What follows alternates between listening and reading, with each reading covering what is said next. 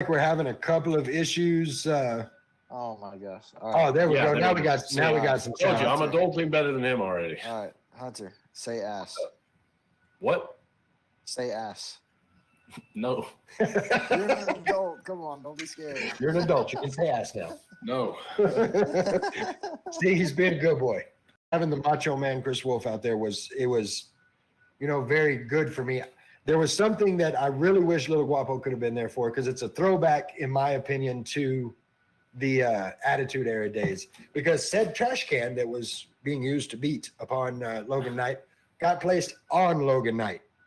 And they were taking turns just beating him up in the trash can, and it was great. That's like definitely. I mean, beat him down and did so ugly. Yeah, it did him so bad that, he came home after one BCW outing and was like, Emilio Guzman, that's my man, till today wearing a War Chief shirt. So you saw how messed up. Emilio, I got love for you, bro, but it's a cool shirt. You see how messed up that walloping was, but again, there will possibly be a table there that might or might not have something to do with the match. Come out and see us. I want to say thank you again to everybody in the chat. Thank you to the boys for being here tonight. I want to say thank you to Ross and the boys from Labor 12 for being here. With these guys every time. we're there. Okay, wheelhouse. So all I can say is Los Crudos better bring everything they've got, because this is going to be a fight. I'm pretty sure I've only heard of like one Texas death match, and didn't David Arquette almost die? Did you just talk about Good David Arquette? Lord. Did you bring David Arquette into a wrestling podcast? I said, didn't he almost die? Like, So you don't have to. Please just let me finish the conversation. I don't want to do this. I don't. Just. No!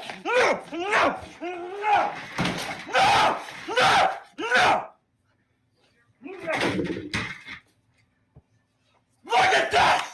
This belongs to me! Not you! None of this! Jim, this belongs to me! Me! I earned this! Not you! really, I was going to say, apparently there's some kind of football game going on tonight, huh? Thaddeus and Elise, they owe me and Malia dinner now, so get ready. W right there. So it sounds like it's a pretty solid We Raw. appreciate all you guys. Yeah. Yeah, thank you guys. Yeah, and it was a great Raw. Like it was, I kind of took a break from wrestling for a little bit, but I started getting into it again this like Thanksgiving and stuff. So you had a B+ on Raw, B- on SmackDown, had a B+ and a B. You want to know what show got an absolute S+ in my opinion? SCP, that's the one. That's right. Squared Circle Pros Tornado Slam. What a show. From start to finish. Damn. Yeah. Oh yeah. We had... before we get into it, there's been a little controversy, I've come to find out, so I'm going to have to address it real quick. Apparently, last week I said some things about our new WWE the United States champion Logan Paul that upset some people. So I'm gonna set the record straight. Logan Paul as a guy, not a fan. As a wrestler, I can honestly say, and I've said it before, he hasn't had a match yet that hasn't been just an absolute banger. So as a wrestler, I've got respect for the guy. Like, I don't understand. He's got all this stuff going on, and I don't understand all these people that just run out and try to support everything he does. And, they try to get their prime drinks all the time. And, oh, that's good. I'm curious because I'm like, how are they gonna make someone? Because all the promos they've done to build him up, I'm like, the way that Sammy's been taking shots for Roman Reigns, the only real shot he's given back is a shot with the chair, and then he just got mollywopped. He's never been the guy who just comes out and messes people up. What do you get? And can overpower Roman Reigns. What? What do you get? Wally mopped, obviously. Wally has to be this man chilling in the ring with.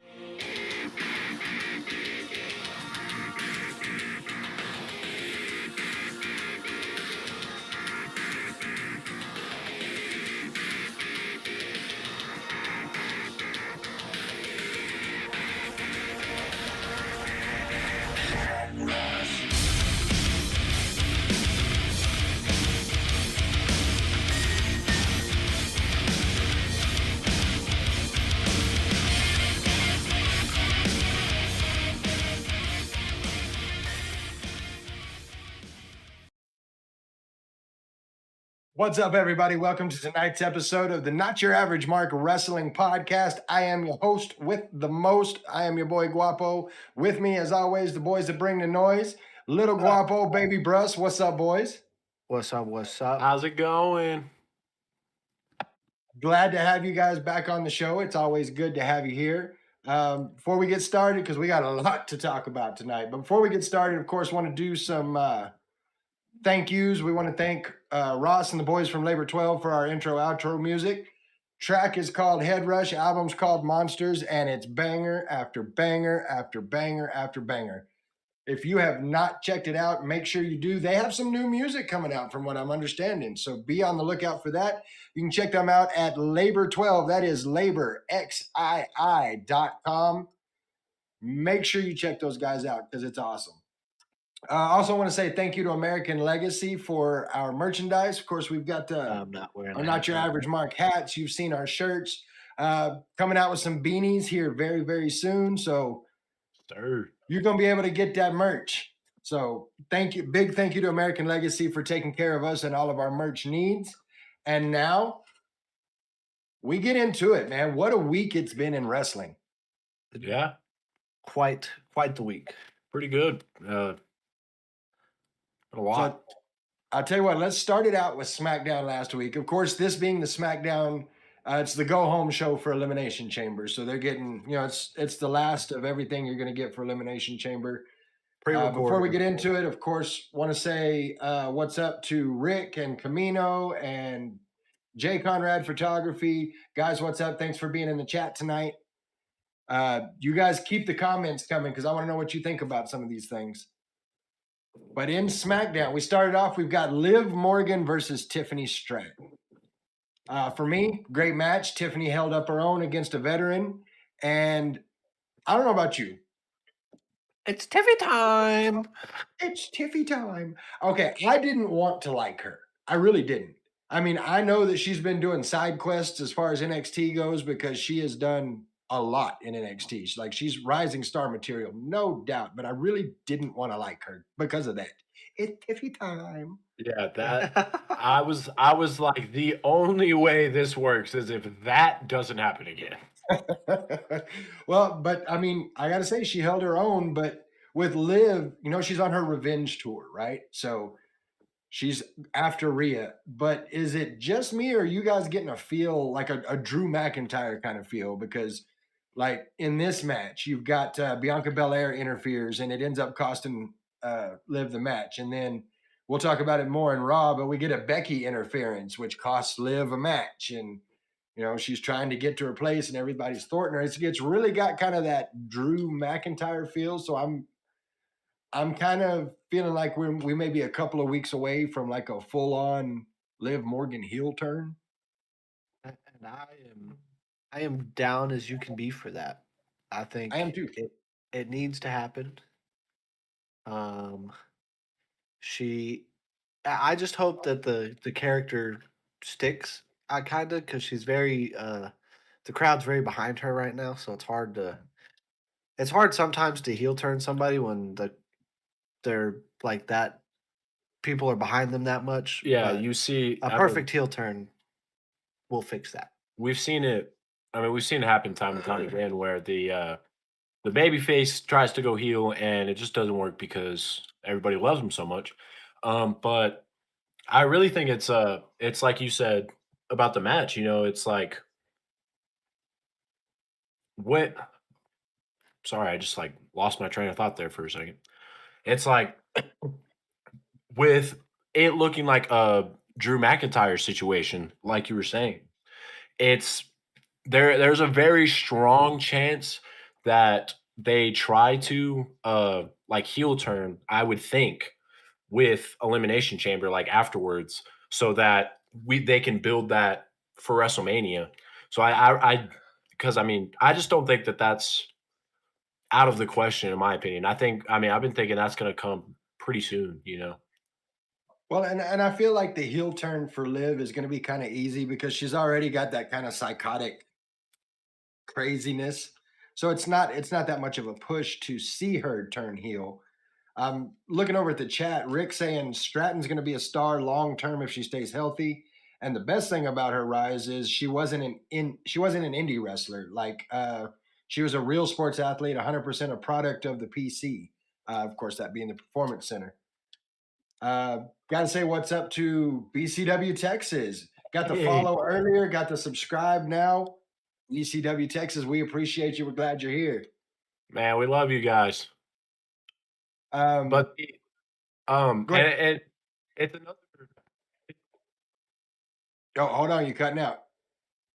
I'm sorry, I like buzzed out there for a second. What I was gonna say, like you were saying earlier, the real hurdle that they have to jump with that is people, as opposed to Tiffany with her. It's Tiffy time. It's with Liv. It's like people want to like her. So like you're saying, and really like you're saying as well, the way to do it is have a perfect heel turn by feeding into the like crazy that she has, because I feel like that's what really is a lot of her charm.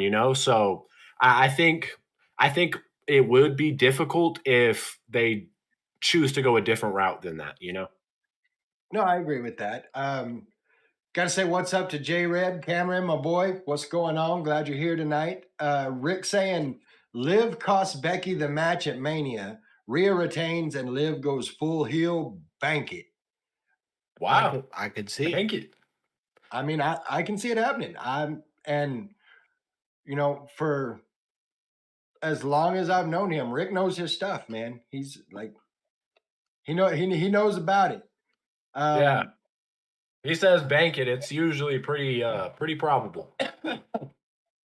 So we go out of that match. We had Braun Breaker's main roster debut. This, of course, being a squash match, which I'm not a fan of, but I was there for this one. Like, I absolutely loved it, and the crowd was behind it, which is what I thought was cool about it. Because everybody's been wanting freaking Braun Breaker, man. Let's go.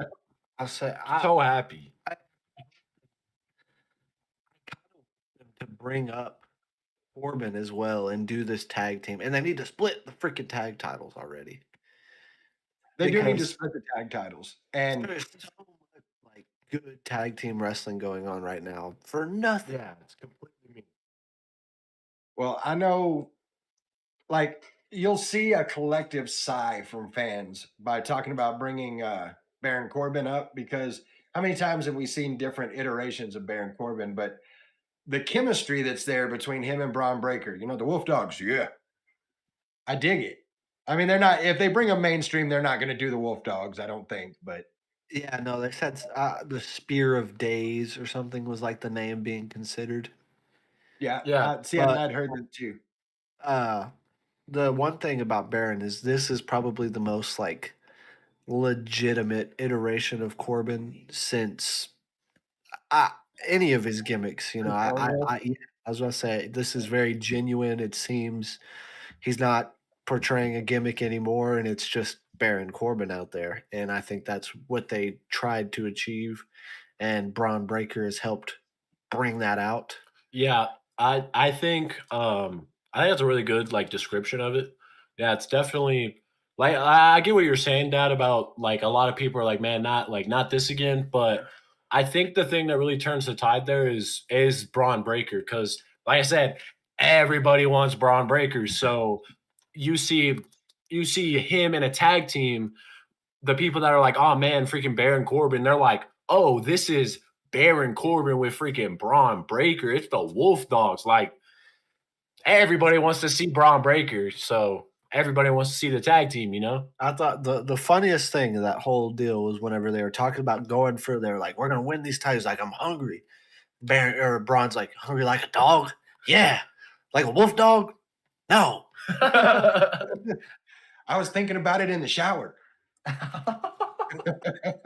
That if you haven't had a chance to see the promos with the Wolf Dogs, you need to go back and watch those. Hit YouTube and check them out. What Rick just said, I was thinking this to myself, because the whole "We Want Live" thing started trending. You know how terrible of a place wrestling would be in if they listened to the fans on everything? Like the "We Want Cody" thing, that was real. That was big. But there's a lot of just nonsense that people say, and that like if they listened to everything, it would just be awful. I agree completely.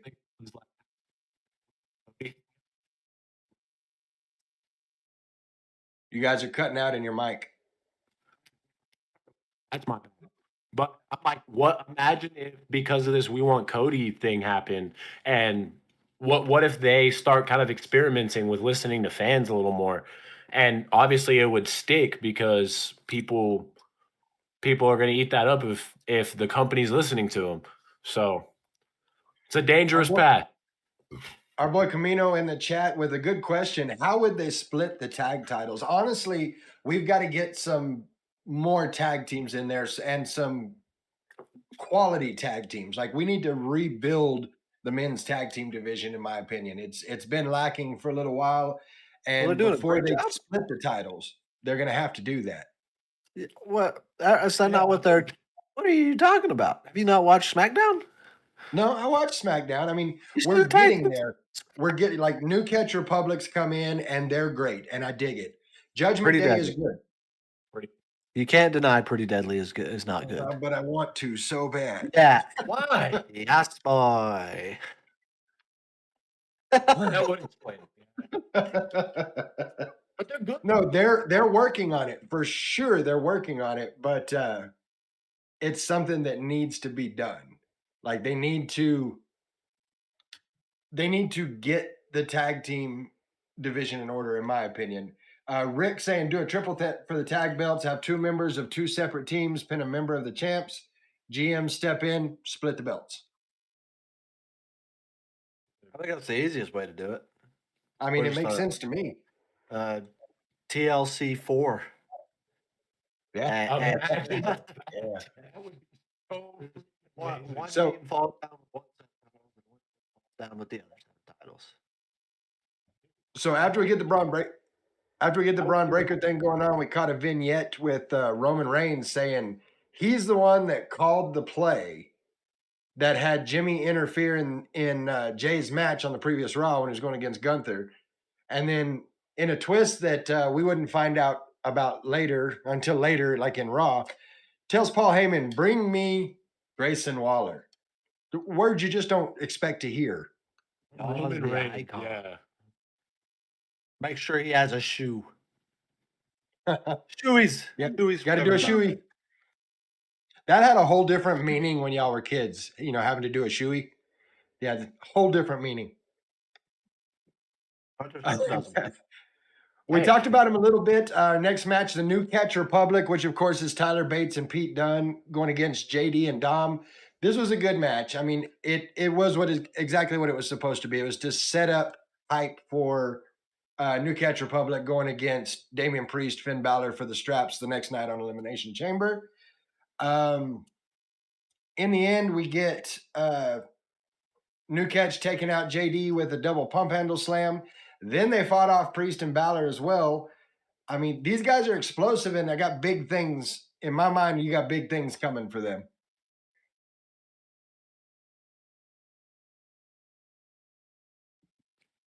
I like JD. I think he's great to watch in the ring.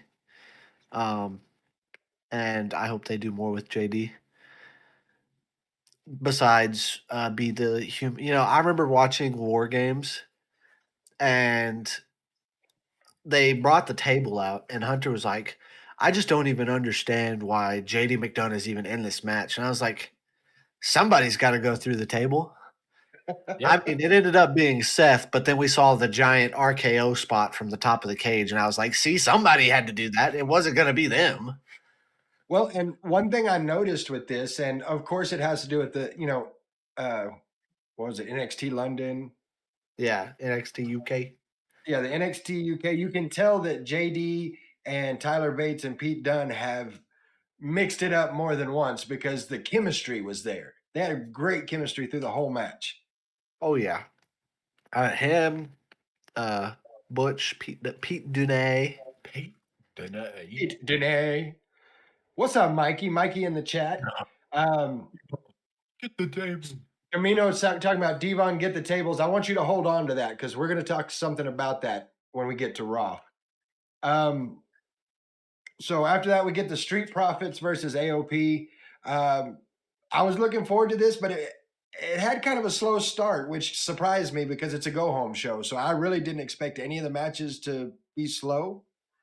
But by the end of the match, everyone's brawling. You got Bobby Lashley and Karrion Kross going at it. You got B-Fab and Scarlett fighting. You've got, of course, Street Profits and AOP fighting each other. And then Karrion Kross just absolutely obliterates Bobby Lashley's elbow with a chair. It was ugly, which tied it into what my question was, like, why are we having this match on a go-home show? It puts into question whether or not Bobby Lashley can go to Elimination Chamber. Yeah. I mean, I'm not really digging this whole AOP and Karrion Cross and Bobby and the Street Profits, honestly. But Yeah, me too. For me, it was honestly just like a little like disappointing because I was kind of expecting it to come back and be a big thing, you know. Well, Like and I with think it's got big thing potential, but right now it seems really, and I could be wrong about this. I'm curious to know what the chat has to say about it. Um, I feel like it's really forced. Like the whole thing feels forced. yeah, nothing feels really natural. I can agree with that. Oh, hey, looking at the chat, Rick saying TNA just signed Alexander Hammerstone. News Man, just now releasing over on X. heck Good yeah. for him, man. What a talent in Hammerstone. I've seen that TNA is trying to do.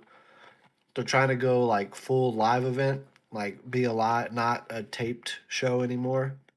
And they're Right. trying to get they're trying to do all their stuff at the Full Sail Arena or something like that.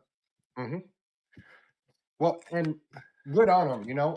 I do love healthy competition. And if you guys haven't seen Alexander Hammerstone, go check him out. Go to YouTube, check out some of his matches. Just be aware that this guy's arms are as big around as my freaking head. Yeah, that dude is Huge. match. Huge. I know TNA's got some things to address because they have some disgruntled employees. I tell you what. They do, in fact. Absolutely, they do. We're going to bring it back to SmackDown for the match that everybody was waiting for. Drew McIntyre stepping into the ring with the one, the only LA Knight. Yeah. Yeah. It's exactly what we hoped it would be. It's good back and forth between them until Drew throws, or we had KO at commentary, because so that's cool. Yeah, that was fun. But Drew ends up throwing LA Knight at Kevin Owens. So Drew Knight's throwing it, or Drew McIntyre's throwing a dude at a dude. This, of course, starts the brawl. They exchange finishers. Out comes Bobby Lashley with the, looks like his arm's in a cast from here to here, but he still comes out there. Randy Orton comes out. We get an RKO to end the show. And you know what? I really feel like if you're going to go into a PLE, that's what it has to be. You have to have the brawl, everybody involved. And Seraph, you need to calm down, sir. But this is what you expect to see the brawl that's going to cause it. You can I do it. can. You're an actor. He's better. I told him to say yeah in a Scottish accent. Go ahead. You're an No, actor. yeah, you got it, gang. What? No, You're I'm the good. actor. I'm I good. haven't taken dialects, man. I dropped out. Anyway, so I'm, to I'm me, gonna go ahead and say, go ahead, son. I think the like little flood of people that like you said, the brawl, it was really just all fan service, but I mean, one of the few times that's really just completely acceptable. I mean, it got me hyped up, it got the crowd hyped up, it got the people, it got the wrestlers hyped up. To me, it was the best way to end. No, I agree wholeheartedly. And for me, solid show. I give it an A.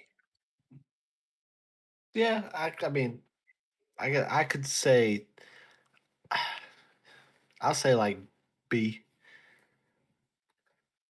Russ, plus, what you B got? plus, B plus, B plus. We'll go B plus. It's still SmackDown, so I'm gonna give it an A because SmackDown's always great.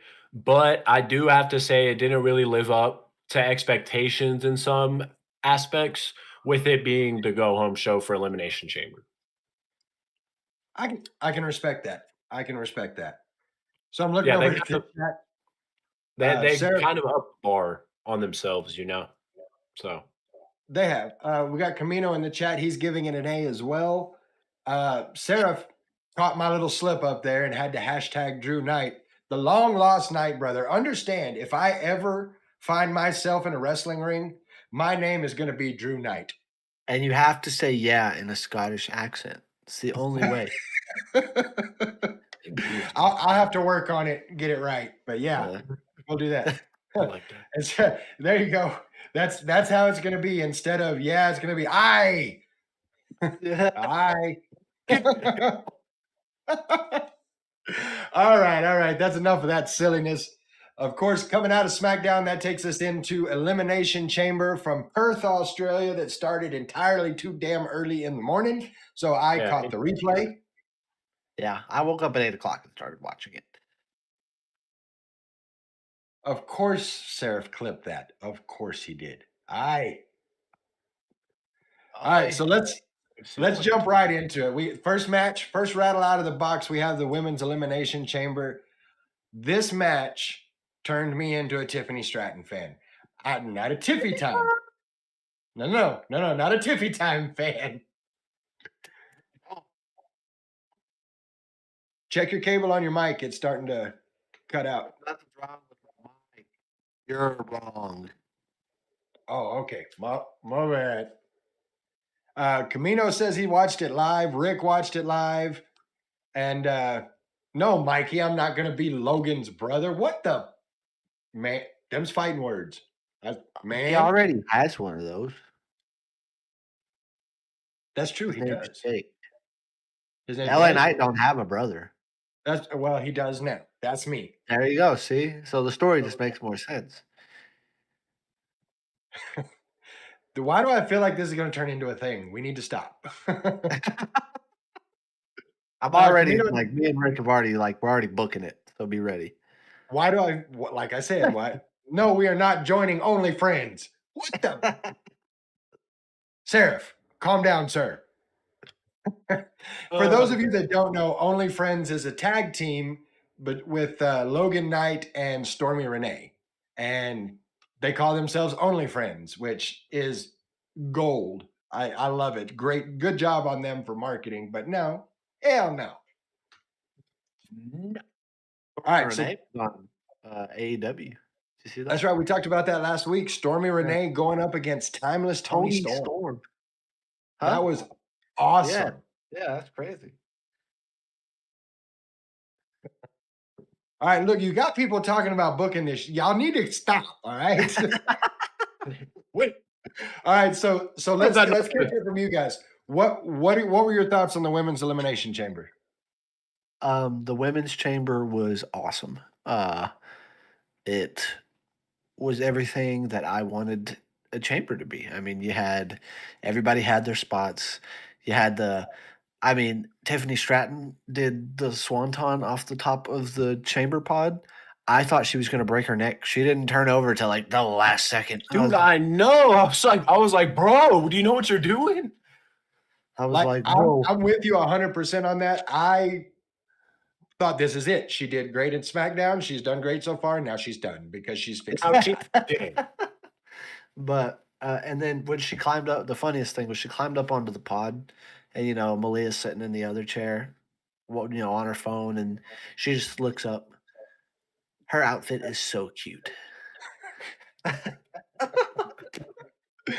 Ah, yes. The lover of outfits. Nah, the women's elimination chamber, man, the women's division has been cooking recently. And Yes, this it chamber, I mean, it just skyrocketed it even more. I was like, man, I'm completely and totally satisfied with this. I was like, this is perfect. And it didn't hurt anybody. Exactly. Like nobody is hurt from the performance in that chamber. I mean, everybody put on a strong performance. There's somewhere to go mostly everybody after it. It's not just a dead end. I mean, Yeah, there's nobody that's like just there, and Yeah. like it was nice. not Johnny Gargano or something. Yeah, from everybody last was year. like You gotta worth hate on watching. Johnny too. Wrestling. Huh? Why you gotta hate on Johnny Wrestling? Well, he did great in the chamber last year, but he was just in there to be a body. Purposeless. True. You know? Rick's over in the chat saying when Stratton is not at the Performance Center, she's training with Imperium. She also trained mic work in the 2 weeks before her SmackDown debut with Ken Anderson. You know Mr. who Ken Anderson is? No, stop it. Who's Ken Anderson? Nah. Just tell me, man. Just I'll let you get this one. All right, you do it. He was already doing it. That would be Mr. Kennedy or Anderson, depending on what show you're watching. Yeah. For me, the women's elimination chamber, it's kind of like the women's Royal Rumble, and this may not be the popular opinion, but I found the women's Rumble to outshine the men's Rumble, and I found the women's elimination chamber to outshine the men's elimination chamber. All right, well, if we're going to get into the men's elimination chamber, what a freaking snooze Oh, fest. Not Okay. yet, not yet. We had a match We don't before got to that. go order. Um, You're the one who brought Mikey's it saying, up. did he just say what I think he said? Oh, I said it. I said it. Our next match, in my opinion, match of the night for the Elimination Chamber, your tag team championship match. You had, of course, your champions, Finn Balor, Damian Priest going up against New Catch Republic, Tyler Bates, and Pete Dunne.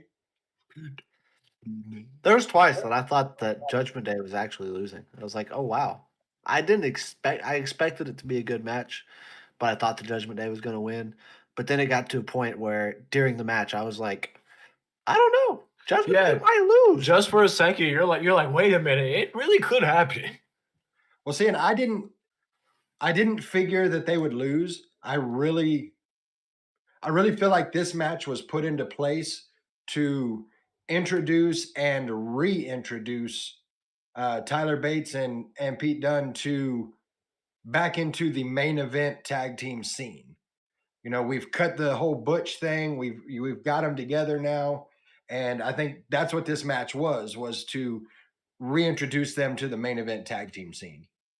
Yeah. And yeah. Judgment Day did a good job of putting them over for that. Yeah. Oh, yeah. Finn, like his thumb afterwards, he was very concerned about that thumb. I never heard anything about it, but he could not focus on anything else but that thumb during the celebration. Yeah. I don't know if it was broken or sprained, but something, maybe dislocated, but something was way bad. Yeah. We've got Mikey in the chat saying that the women in the WWE world are just at another level, which I agree with wholeheartedly. Camino saying Triple H booking is phenomenal and solid. Always appears it can be anyone's game, and I've noticed that it's getting a lot further away from okay, we know this is what's going to happen. That's Triple H for you. Okay, Rick, calm down. Rick saying, does everyone feel good about the return to Pete Dunne? All the the feel good for everyone. Rick, not a fan of the big talk about going back to Pete Dunne. It's just a name. Yeah. I'm good with it. I like it. I think He it's made good. I would say he made that known when we talked about it before it happened. Yeah. It's at the end of the day, it's just a name, but Well, this takes us into the men's chamber match. My favorite part of the match, I agree, it was kind of a snoozer in parts of it, but I liked Kevin Owens. I liked watching Kevin Owens, like LA Knight climbs up on Bobby Lashley's pod to don't fall. yeah, he's like, doing his thing to the crowd, and they pan the camera over to KO, and he's like, don't fall. And so when he climbs down, makes it back to the ring, KO says, Yeah, he starts clapping. It's so funny. Or his relentless attack on the plexiglass when Logan came over there. Yeah, because Logan was all Oh. drawing on it. I saw so many things on TikTok that was like, "Don't worry, my dog don't bite," and then Yeah, it the, was- the dog, and it was Kevin Owens just. no, I like the way that, Wow. Logan went over there all big and bad until Kevin did that. Then he's like, no, I'm just guys. He's like, you're a wacko. So give me your thoughts on, other than it being a snooze fest, what were the high spots of this match for you guys?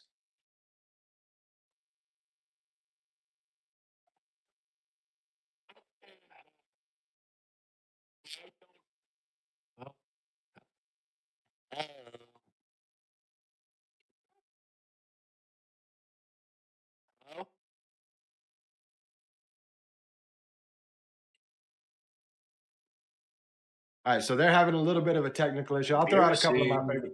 Oh, there we go. Now we're back. Can you hear us now? Okay, I don't Yes. know what. Oh, you dummy head. Well, no, just now. All right, so I would say that that LA Knight didn't disappoint me personally. I don't think that. I think LA Knight did what he normally does. I mean, I came and I was satisfied with his performance. And as Rick is saying, I mean, as I said, since he got into the WWE, Logan Paul made a show out of it, and I was happy with that. And like you said, Kevin Owens was a nice kind of comedic relief, but also kind of felt weird because it was like, man, this kind of feels like necessary because the performance is kind of mid. I think after LA Knight and Kevin Owens went out, that's the bad part about it is aside from AJ coming in and attacking LA Knight, Which I not a called, lot by the way. yeah, not a well, I mean, very not a lot of the spots are very memorable besides that and Logan punching Randy. Yeah. I mean, off the top of my head, I can't really name any more spots besides that because it was like anytime I was watching, everybody was just laying on the ground. And it was like, bro, somebody Well, get up. Do something. I feel like two of the Claymore kicks that Bobby Lashley took, like those were pretty good. Yeah, and then Bobby's spear through the plexiglass was Okay. Yeah. obviously if I sit and think about it, but the women's chamber, I don't have to sit and think about it. Off the top of my head, I have, 3 or 4 spots already that's like this was awesome. This was awesome. Women's chamber, The bro. men's chamber, I don't have that. Which that's the talk about- tough part, man, is because the WWE is in a great freaking spot right now. Like, there's a lot of talent that is in right now that were former WWE champions, possible WWE champions. Like, I mean, they're all commanding of the spotlight, and then we get the Elimination Chamber where it's like, oh man, we really get to see them do that without it being the title. It's not like they get to do it, and then it just didn't really live up to that expectation with the precedent they set with all the talent that they put in the chamber. And then you look at the women's chamber and it's freaking bangers. Like, I don't know. I thought the women's chamber and, like you said, the women's rumble have been some of the best freaking TV you can watch. I don't disagree. Camino, I don't get that was AJ Styles interrupting was probably the most predictable thing. For me, I was so mad because last year You know, everybody was laying on the ground so much this time around, and then Bobby gets eliminated, and they're like helping him out, trying to, he's going the wrong direction. I was like, oh man, like, did something happen? Is that why this is such a snooze fest? And then AJ Styles run in, and last year they did the same thing with, I don't remember who it was that pretended to, or was hurt, and then Logan Paul came in and stomped Seth. And I was like, them sons of bitches got me again. They got me. You were like, they did it, and it worked. So we also had a special edition episode of the Grayson Waller Effect. Of course, yeah, I know. The the guests on this, Seth Rollins and Cody Rhodes. All in all, I thought it was a good bit. I like the fact that Austin, of course, Seth announcing that he's weeks away from being cleared, which is great news. And Cody decided he's going to throw a little something out there and say that he's got Roman at Mania, but until Mania, my books are open. So I want The Rock anytime, anywhere. The Rock And is throw some scheduled talent. for your next 3 SmackDowns. Yep, The Rock is scheduled for the next 3 SmackDowns, so it's going to be interesting to see where that goes. Of course, you don't have the Grayson Waller theory, especially not in Perth, without his good buddy Austin Theory showing up, and it was comedy gold for me. Well, no, not even that. Him walking over to Cody and saying, "Whoa, whoa, whoa, whoa, whoa! You think you deserve to get to go against The Rock?" And Cody starts to answer, and Austin says, "It doesn't matter if you." I loved it. It was great. Yeah, no, it was all right. Mikey talking about Waller and Theory having seeds of dissension. I mean, I don't think there's much of a story. I don't know. There's not Yeah. really much of a story there anyway, in my opinion. They're kind of just like a bit, in my opinion. It's kind Yeah. of what they feel like to me. Like they're not really putting much thought to it. They're just kind of like, here, crunch up 20 minutes. Y'all are funny. Well, it sucks because I like Austin Theory. I like Grayson Waller too, but Theory's my age. That's crazy to think about. It Theory's is. 26 years old and like has the tools to just be. So run with it, man. Yeah, I kind of hate that I'm saying this, but the cell phone gimmick was a good thing for him. We didn't realize what we had till we We lost didn't it. realize what we had to. That was pretty good. You don't know what you got till it's gone, huh? I agree. I've thought about that when I see like old clips and stuff, and I'm like, dang, bro. Because now what does he have? I mean, Yeah. no one cares about him. Everybody hated him because he had the cell phone and he was always taking selfies. And now, that was his whole character, was building off of the hate, and now it's just like all the people remember are like, well, we hated you, and then he's just there. That's one thing. Everybody gives Triple H his flowers, but he's not perfect because he fumbled the bag on Austin Theory. So far, yeah. Fair. So we got Mike in the chat saying, "I just want Theory to split from him. He has so much talent," which is what you guys were just talking about. Rick saying, "You set up a one-on-one with The Rock versus Cody on a live SmackDown. Then you do a schmooze ending with Seth and Roman getting involved to set up tag team bout for night 1 of Mania. The ratings for that SmackDown go above 3.0. I mean, if they did it, holy ball. Yeah, that would be sick. Well, let's get into the final match of the night for Elimination Chamber. Of course, we had Mommy, which first time in 7 years to be wrestling back at home, going against the immovable object, Nia Jax. The irresistible force. I went She's into both. this She's the irresistible force and the immovable object.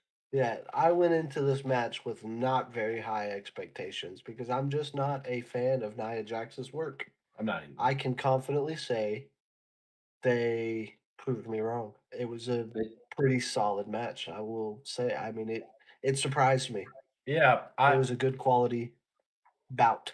I would definitely agree with that. I kind of have the same feeling with all her stuff, like with the Rumble. I was like, man, I can't really get behind this. Like, I'm not a big fan of watching her in the ring that much. And then I was like, Rhea Ripley in Australia, I was like, everybody knows what's gonna happen.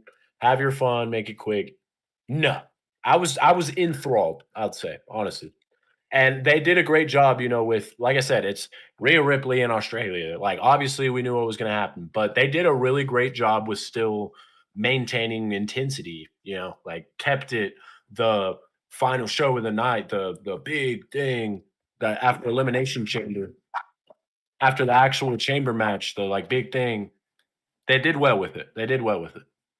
I agree. And I think that's what the women's division it has over the men's division right now is they put each other over. Like Rhea did things to put Nia over. Nia did things to put Rhea over. I mean, it's the way they work together. And Rick's absolutely right in the fact that Nia Jax has done a complete 180 on her work since she's come back. Well, I just saw a video yesterday of her return at the Rumble last year, not this past Rumble, but the year before. And just the difference in her appearance from then to now. I mean, you can tell like she's really like putting in the work. She's not just getting by on her family name and size like she did before. You can tell No, she's really putting absolutely. in the work to be great, and it's awesome to see. Yeah, I mean, you can see it pay off because, like we both said, it's. I was pleasantly surprised by her work with that match. So I mean, it's paying off for her. Well, and it's like Camino says in the chat, Nia was solid. She didn't really seem to be hurting people like she used to do, which is, that comes into what you're talking about, showing the work. And Rhea selling a banger of a match. Camino thinking it was match of the night. Ah, that tag team Uh, matches. I Yeah, can't say match of the night over that tag team match. and I kind of agree with it, but it comes in a very close second. Yeah. Ah, Rick saying sometimes you got to go away for a little while to figure it out. I mean, Punk did it, Cody did it, Drew did it. Punk, Punk. eh. Punk would have. But it, That's fair. I give you that. That's fair. But it's true. Sometimes you do have to step away and bring it back. All in all, great PLE. I was impressed. I wasn't impressed with the men's chamber, but the women's chamber elevated it enough to, you know, I go A minus on it as far as PLE goes. I give it a B. Was not a fan of the Grayson Waller effect. I was expecting there to. I don't know. Maybe I was expecting too much. They were really hyping up some surprises and all this stuff, and nothing really happened besides AJ Styles did a 40-hour round trip flight to beat up LA Knight for no reason. He had Fair. 2 weeks to do it. He wanted to fly 40 hours to do it first. Yeah. But for me, I'll give it a B plus. I can't give it an A either. And I mean, that's the problem with success. Is when you just have banger after banger of PLEs and you have banger after banger of just normal live shows. It's hard to go into the PLE before WrestleMania and be like, yeah, I think this was great, because they've just been killing it constantly. Like it had me a little disappointed with how the men's chamber ended, but it did. I give it the B plus for the Rhea and Nia Jax because that kind of picked my spirits up at the end of the PLE. I would say. I get that. Rick making a good point over in the chat saying for it being a 4-match show, which is something we didn't mention about 4 matches, which Yeah. gives each match the time to do what it needs to do. But for it being a 4-match show where not a single match was a downer, I thought it was a top tier B level show. Yeah. Like I said, that's why I gave it. It was a B. But What about you, Dad? he said A minus. Yeah, I give it an A minus. I was impressed a lot with the women's chamber. Nice. The Rhea and Nia Jax was good. I mean, the tag Yeah, match I was think- match of the night for me. I think everything they did, like the outcome of everything, was what it needed to be. Just the men's chamber, especially after Knight and KO went out, just was not great. Yeah, it was a little Well, like let's move that forward into Monday. Of course, we had Monday Night Raw. I thought they started the show off strong. You got Dom trying to introduce Rhea, and of course, nobody can hear anything he's saying because the crowd's booing him. And I really thought I would get tired of that gimmick, but I still laugh every time it happens. I just every damn time it's funny. Rhea gets the mic, and out comes Becky Lynch. And I personally love it every time you give a mic to Becky Lynch because you never know what she's going to say. Never. You know, Talk about she said- Maui being on bottom. I mean, So she tells Rhea, I'm gonna beat you at WrestleMania, and Dom's like, you can't talk to mommy like that. This is what I mean by you never know what's gonna happen with Becky. Becky looks Dom straight in the face and says, "Shut your mouth, you dirty kumquat." What? what even is that? This from a woman who told Rhea at the like you were talking about just a second ago, at the kickoff, the Road to WrestleMania kickoff, that mommy may always be on top, but she's fixing to show mommy how to be a bottom. Oh, I don't know if that's even PG. And then Clip it right now. then of course you've got what was the other one? There was another one that was cracking us Talking up. about Maui. Daddy wanting to beat up. Oh Maui. yeah.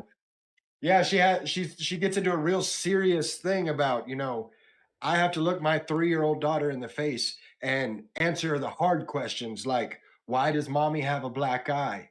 Why is mommy limping around the house? Why does daddy want to beat up Maui?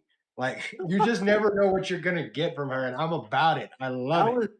That promo was such a weird promo too, because it was so good until the very end when she grabbed her lemonade and was like, "Everybody raise a glass." I was like, huh? What's He's happening? trying to make the lemonade thing work, and it's not there. That's Becky Lynch. I don't know. That seems really on brand for her, in my opinion. She has that little like edge where she just goes a little too far sometimes, and I'm like, all right, dude. Yeah, we should have just stopped while we were ahead. No, I agree. Of course, they go back and forth on the mic. Out comes Nia Jax. She drops a leg on Becky, and she's going to do the bonsai drop, but Adam Pearce comes out along with several referees and says, no, we're not going to do that. Saved Becky's life. And before we get into our first match after that, Camino's saying, I don't think it was focused on this is the, about PLE. I don't think it was focused on the men. That's what the Mania press conference was for. I think it's mostly highlighted the women's matches. It's solid A for him. I agree with that. B+ for Mikey. I mean, that's a good range for that PLE. Getting back to it though, Sami Zayn versus Shinsuke Nakamura, good match. And I kind of like the way they're playing it. Like how long is it? Sammy's losing match after match, and how many times have they said the door's closing or the window's closing on his path to WrestleMania?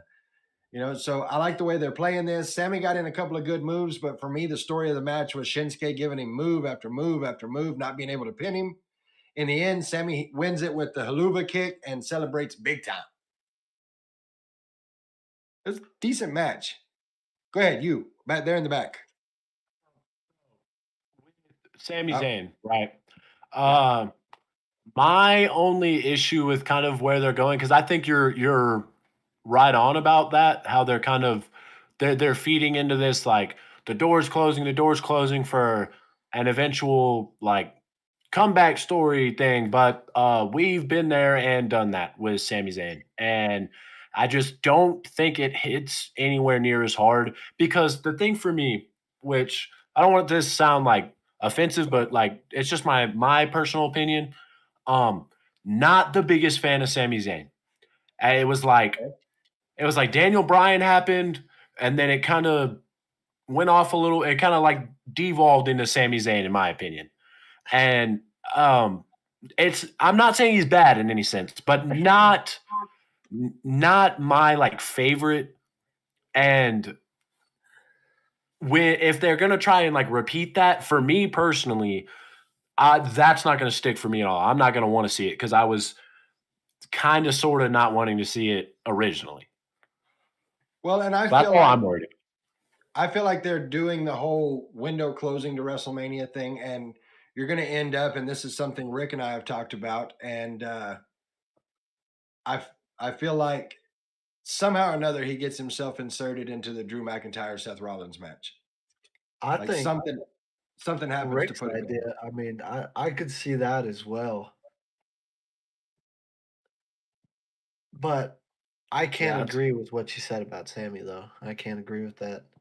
Sammy's a banger. I mean, I don't think I'm not gonna put like I'm not putting Sammy like he needs to be in the main event. right. Yeah, But if Sami Zayn is in a feud or in a match at WrestleMania, I'm watching it, and it's probably going to be a top 5 match of the show of the weekend. You know, I mean I that's see Sami what you're Zayn. saying because he does put up good product, He's like AJ Styles. but for me, and I mean, same thing with him though. Like I'm not the same thing, not to the same extent, but like I like watching them both in the ring, but it's the crowd work that they do and their kind of persona that they put on in the ring that I'm like, man, it just doesn't stick with me.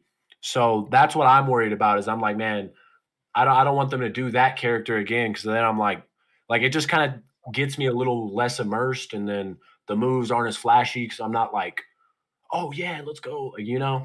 So I get it. I I'm get it. ready to see, and I hope it happens soon, like a legit heel Sammy. Like, yes, I was just but not like, because with the bloodline are the heels, but they're kind of baby faces at the yeah, same because time because everyone He was loves kind them. of the comic relief for them, though. Yes, I was like, so he was heel, but he was kind of bit like, but I just want to see just like a pure, like unhinged Sammy. Just yeah, I was just thinking about this. I either want to see like a freaking crap. What is his name? The in the Shield, Dean Ambrose, uh, like that type of thing where he just goes nuts, or a just like super serious Sami Zayn, like everyone's like the windows close, like we're saying that like the windows closing, like you're losing relevancy, and then he's just like, I mean, kind of like Cody Rhodes, just not as like dramatic.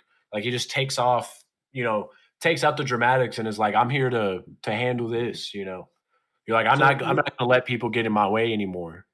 we have Rick saying something like this would be good. He says, if it's me, I have Sammy find a way into the Seth and Drew match, like we were talking just a minute ago. Have Sammy win that match. Give his fans that moment, then Priest immediately cashes in and takes the title. Because think- I Rick would hates believe people. Uh, hello. Okay. Yep. I think that would be so awesome to do to Cody. I think that would be funny, hilarious. But obviously you kind of dead end yourselves there. Yeah, But I think that would be less than wise. you just you have you know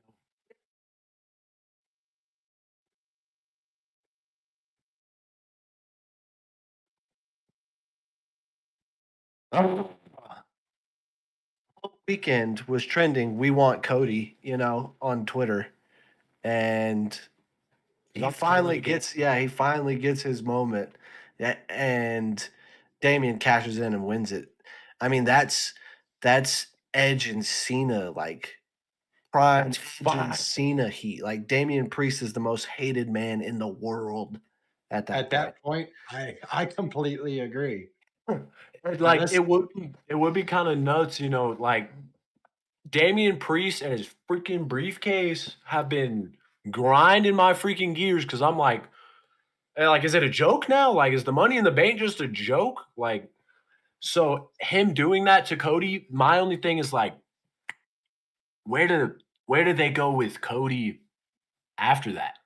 Because it's kind of easy to write a champion, it's finding the ways to put them over more that's difficult, but you're the boss, like you're the guy this guy has to beat, and you don't got to do as much like work. So I don't know if they would take that route because of that, because then they'd have to figure out more story that tops a weekend of We Want Cody trending, Yeah.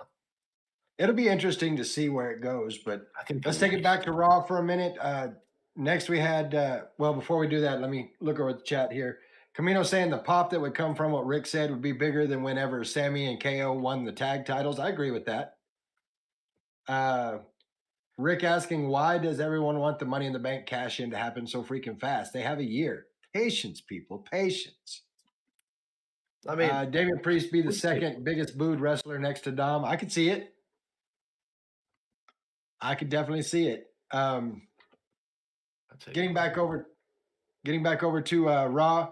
Yeah, Chelsea Green versus Raquel Rodriguez. Squash match, 100%. But welcome back, Raquel. Happy to have you back. Yeah. That was another one of those pleasant surprises, just like pulling up, and I'm like, oh, hey, look. We had Imperium and Judgment Day make their way to the ring. Gunther talking about being the greatest, and he beat Jay and 600 days, and then Damian Priest steps up and says they're gunning for his gold, and Gunther tells Damian he's not going to cash. He's obviously not going to cash in for the IC title. So who's it going to be? Is it going to be Finn Balor? Is it going to be old Big Head over there talking about JD? And who steps up? Dominic freaking Mysterio. Which, I mean, I'm all for it. Does Dom not watch the show? Does Dom not check a monitor backstage? Has he not seen the chops that this man delivers? He's going to turn Dom's chest into barbacoa. You know what I'm saying? I think it's going to be a good match. I'm excited for it. Next week, it'll be pretty great, I think. Dom has been I was not the biggest Dom supporter, but he has slowly become, to speak to Dom's ability in the ring now, to be Punk's first match back in WWE, that's big. That means they trust you with a lot. Oh, and he's earned that. Why though? Really, at the end of the day, no matter how much you want to hate him, he puts out a good product. He's reliable for that. Yeah, Dom has earned that. I'm not the biggest Dom supporter to this day, but he has earned that trust, in my opinion. The only thing is, he needs to get away from the 619. He needs another finishing move. I think so as well, man. He does. I agree.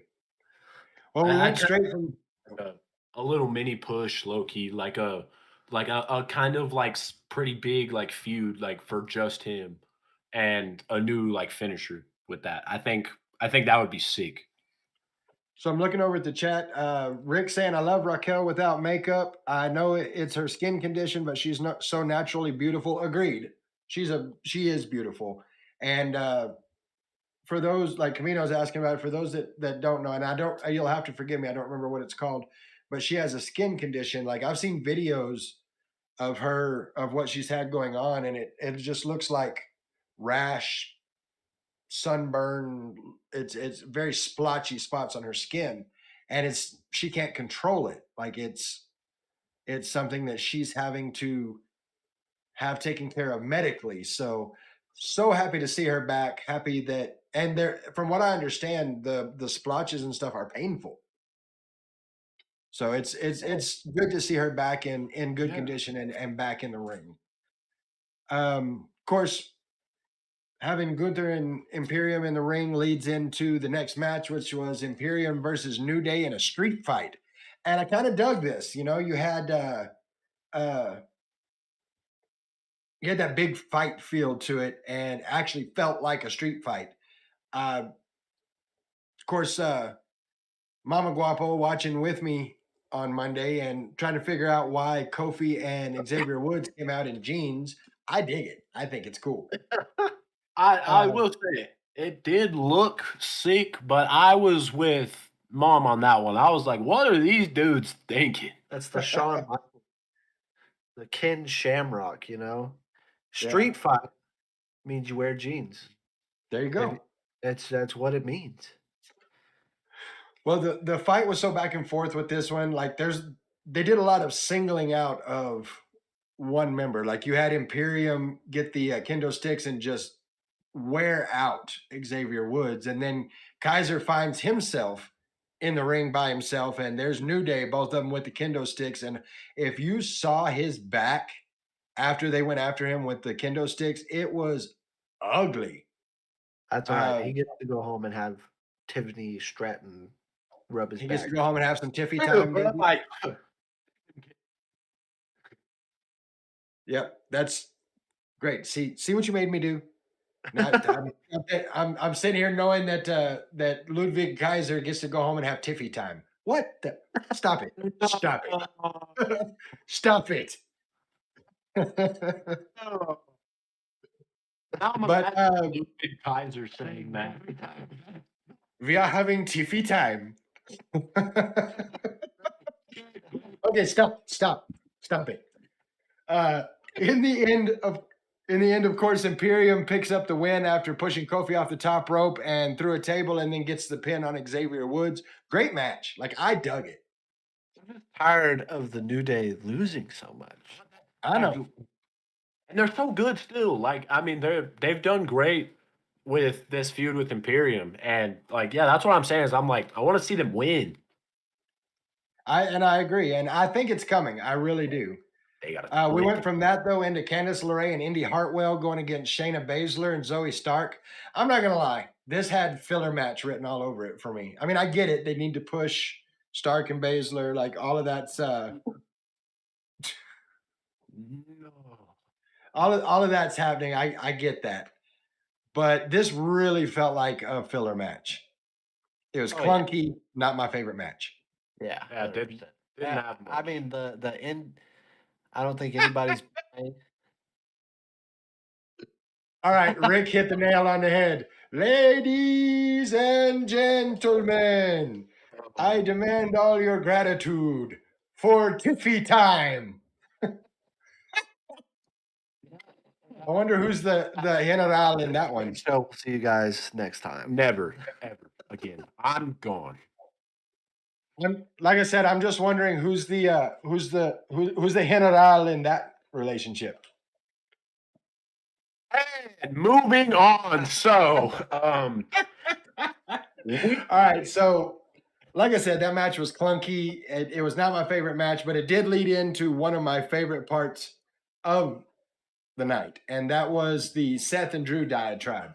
It was one for the books. Like, first off, you get Drew coming in talking about, I got an injury and I talked to the doctor and I may not go to WrestleMania and I may not be able to be there. And then he pauses. He's like, but then I looked at the doctor and said, who do you think I am? CM Punk? Of course I'm going to WrestleMania. And then he does the cross-legged sit down, not the move in a kilt, by the way. I'm just throwing that out there. Yeah, I was like, bro, what are you thinking? But he sits down, this, a la CM Punk for the pipe bomb. Seth comes out and fire begins. Like, Drew tells him, you already know what's going to happen. That the bloodline's going to get involved. It's going to taint his victory. Just leave the bloodline alone. And Seth begins to cut what may be one of the best promos I've heard from him about, sometimes the risk is worth it. Who's gonna if they don't take out the bloodline, who's gonna take out the bloodline? Take them out, get them out of power, get rid of them, and then it's just me and you and the title. Is that not what you want? Because sometimes it's worth the risk. What a banger of a back and forth for them.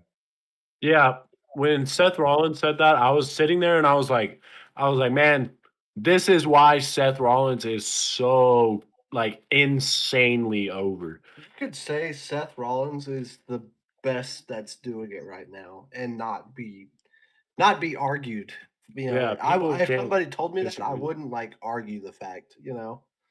I mean, you could say he's the best in that ring, on that mic, even in commentary. Yeah, that's what I'm saying. He's the best to do it right now. Active right now. He's the best. He's basically Patrick Mahomes of WWE. He's the now GOAT, I get you on that. I would just like S+. Isn't that what you used to say about things, son? S+ on that promo. So I dug it. Absolutely. And that took us into Liv Morgan versus Nia Jax. Nia pretty much dominating the match, but Liv put up a hell of a fight until Becky Lynch comes in, costs Liv the match. And they end up backstage. What the hell was that? I Liv Morgan impersonation when Becky Lynch was backstage. Liv walked straight up to her and said, I was trying to do something out there. It's not all about you. One more time. You got them all. Oh, okay. Of course, that takes us to the last match of the night. We get Cody Rhodes versus Grayson Waller, which I was not expecting. But hey, I like the fact that Cody gave Grayson Waller the Rhodes rub. Yeah, I said it. Are you proud of yourself? Sounds dirty. I am. I'm proud of myself for that.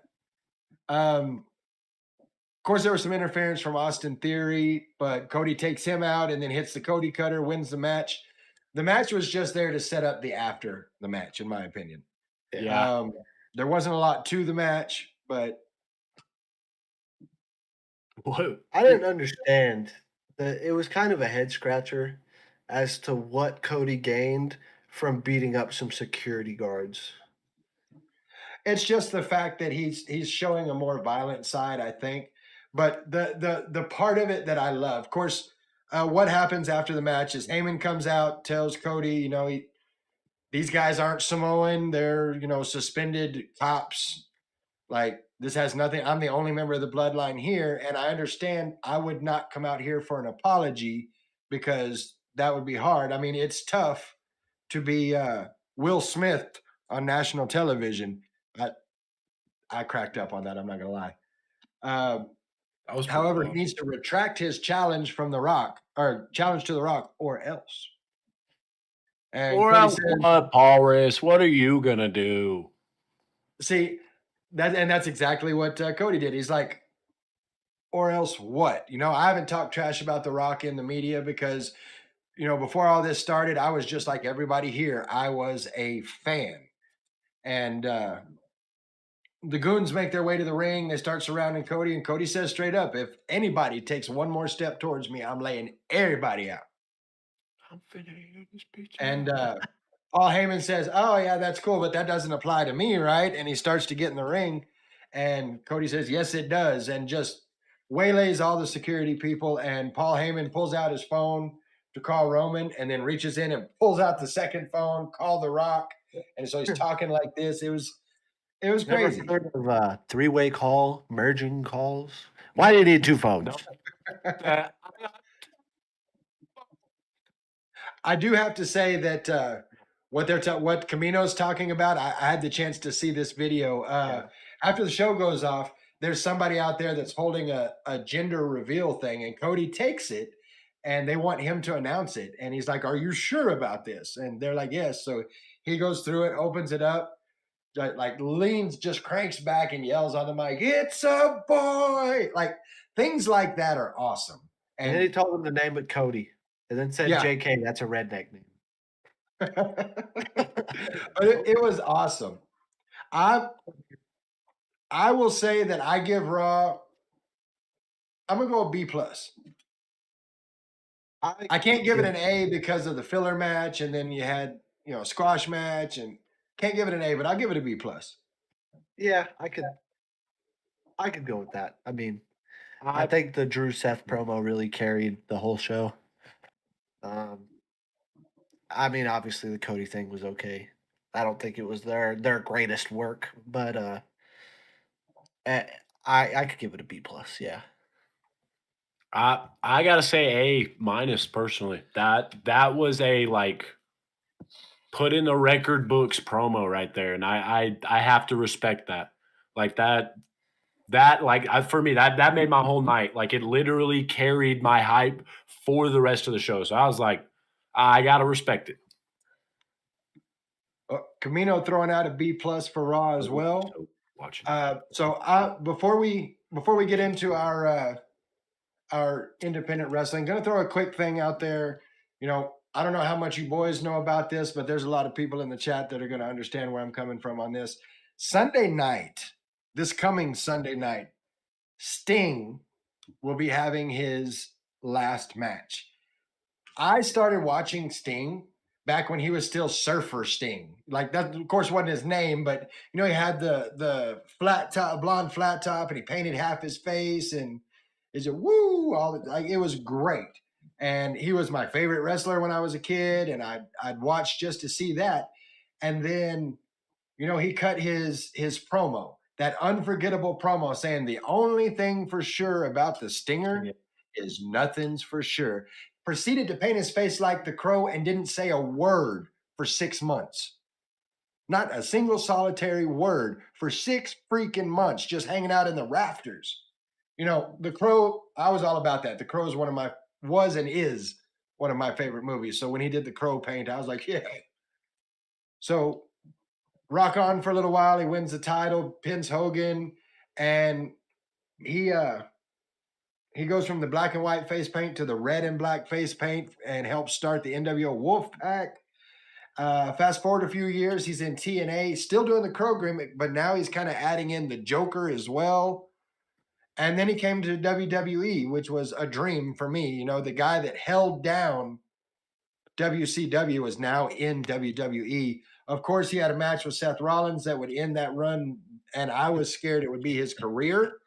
And then we see him show up at AEW, where he's going to be having his very final match this Sunday against the EVPs.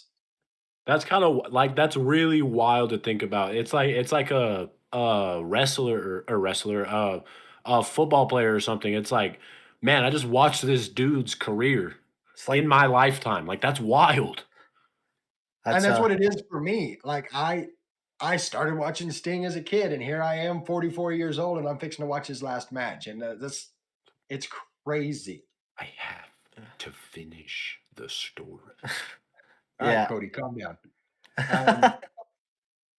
So Rick saying, can we ask everyone's opinion on Sting entering from the rafters on a cable last night? Is it too soon? Because AEW does partner with Martha Hart, which is Owen Hart's wife. Was this a smart move? Was it not? I mean, Sting did it in WCW after what happened to Owen, the tragedy that lost us Owen. He did do the rafter entrance there. I would hope that Tony talked to Martha before that was, and if Tony didn't, Sting did.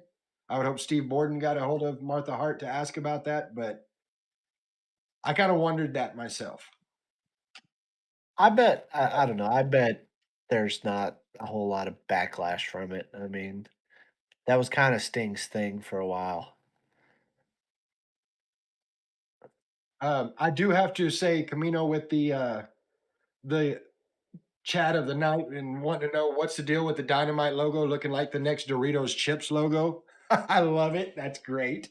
So I need a fact check here. I could be wrong, but I thought I remembered somewhere. Wasn't it like in corroboration with Scott Hall that Sting made the switch, like did the whole crow thing and the whole not talking? Like he was like, wasn't that like partially Scott Hall's idea? That Scott Hall was in on that conversation. Yes, I remember reading that as well. Yeah, I thought I heard something about that, but I think I also heard it from Scott Hall, so I don't. Okay, all right, that's what I thought. Because it was like, I remember Scott Hall saying something about, yeah, it would be funny if you just came out the rafters and didn't talk. And that's what he did. Yeah, it worked. worked. And it worked. yeah, 6 months. The most over dude out there. 6 months. He didn't say a single word.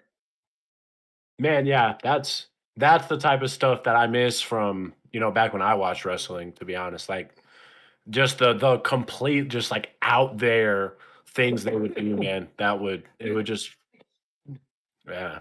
But yeah, it's like we just to like finish out what you were asking, Mike, or no, who asked that? Rick, yeah. I don't think that there's really much like of an issue there.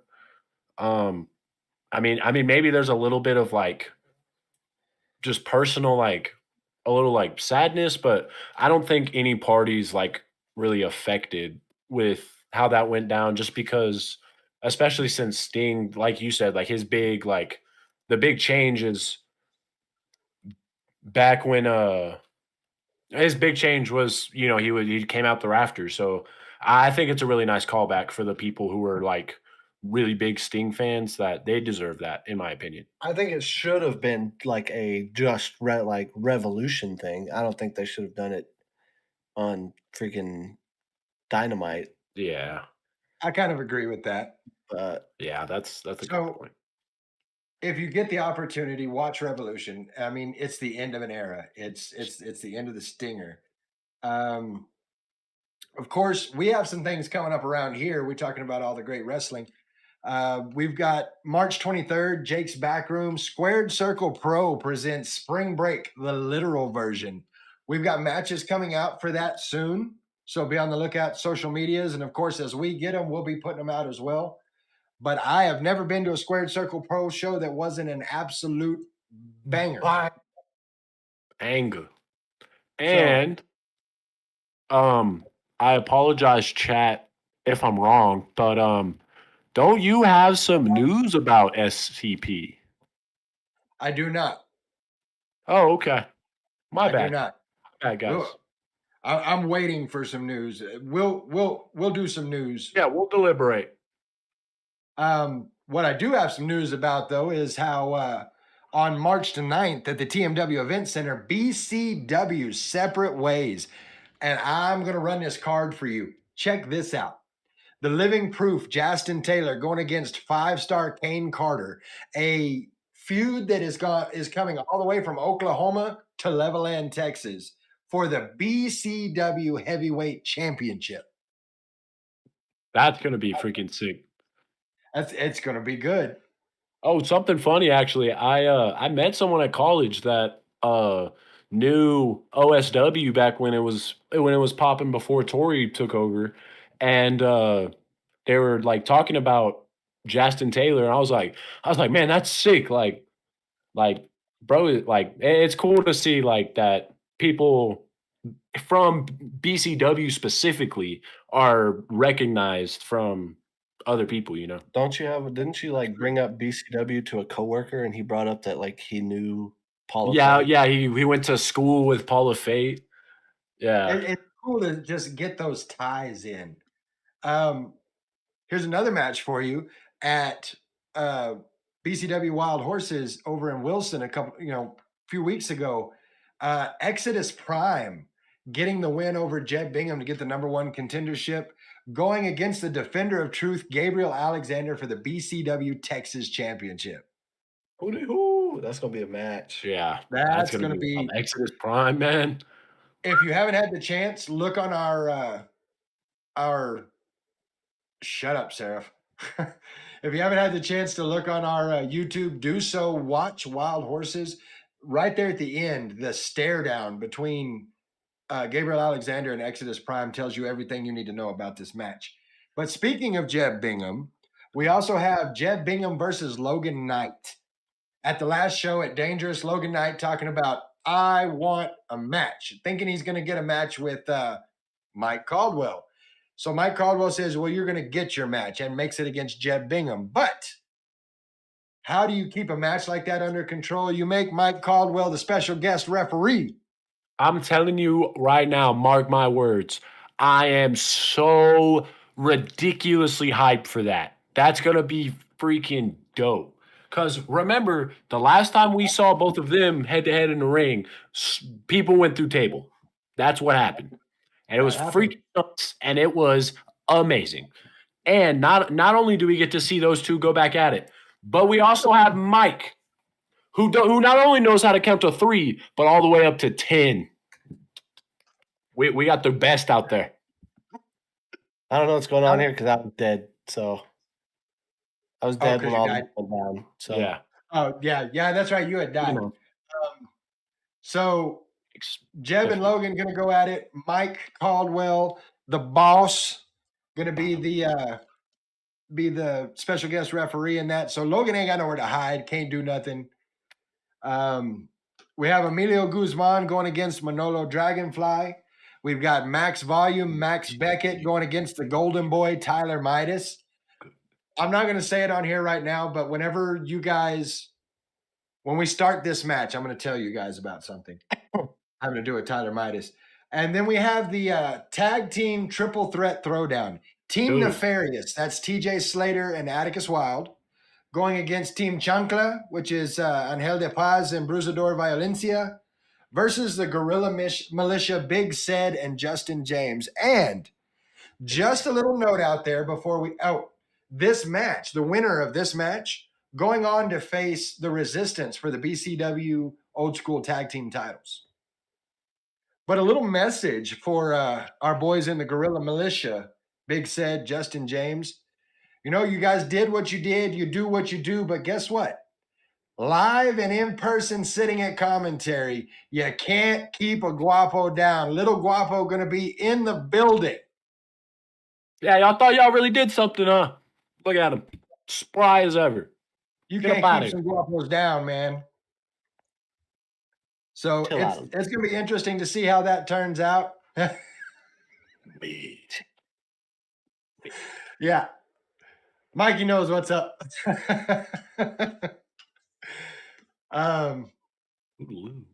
It's gonna be something to see. Separate ways heating up. I don't know if you guys got the chance to see what was put out. Come on, Josh. Jay Conrad Photography saying in the building could mean in the back, like last time. Just saying. Did you dirty? You know what? I feel like the boys will follow me in this. If they got something to say, I mean, the commentary table is not hard to find. Yeah, pull up. We ain't going nowhere. Pull up on camera with Mike. Pull up. The whole world to see. They ain't about it. Look, Guapo don't look quite so sure about that. Man, dude, Scar ain't going to be there, bro. What are you tripping about, man? It's just a little good. This is going to be a hell of a show. There's just no other way about it. This show, this card is going to be great. Get your ticket for this show. Guys, right now, I'm telling you, remember our name, Not Your Average Marks. Do you know how we attain a title like that? By not watching your average show. Triple threat tag team? Huh? Huh? Get? Guys, I'm telling you, if you're on this show right now, almost an hour and a half after we started, if you're still here right now and you're not coming to that show, we need to have a personal conversation because I need to know where your head's at, man. I need to know what we need to do because that is the best, that is like wrestling fan dream match type scenario. You don't get those every day, you know. No, absolutely. And Mikey in the chat saying apparently Scar squeezed Little Guapo too hard and pulled something in his back. That was all part of the plan. The elbows. That was all part of the plan. It was the elbows. Two elbows. Come on. Well, all joking and stuff aside, this show is going to be great. And this show is for a very, very special cause. It's a special cause that's near and dear to myself. If you haven't had the opportunity to see the PSA that was put out about this show, you need to check it out.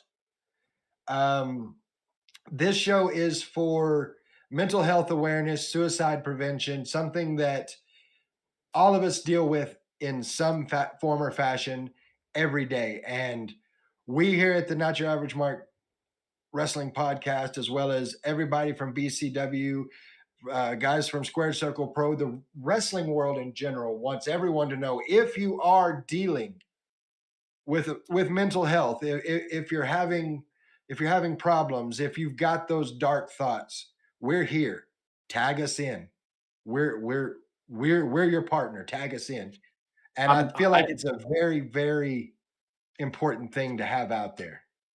Yeah, I do think that it needs to be talked about, and I have so much respect for Mike for donating for that cause with this show. I mean, I think that's a beautiful thing. So not only do we have an amazing card lined up, but also your ticket money goes to something great. Like It's a win-win in that scenario. So now I'm telling you, be there, guys, because it's beautiful. Go see the PSA.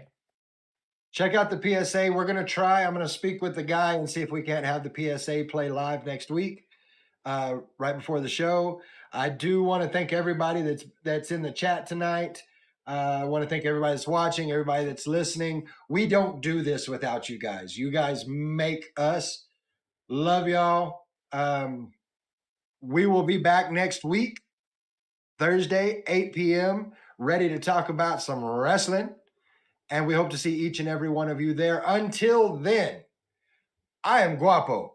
That's Little Guapo. That's Baby Bruss. We are not your average marks, and we will see y'all next week. Yeah. Yeah.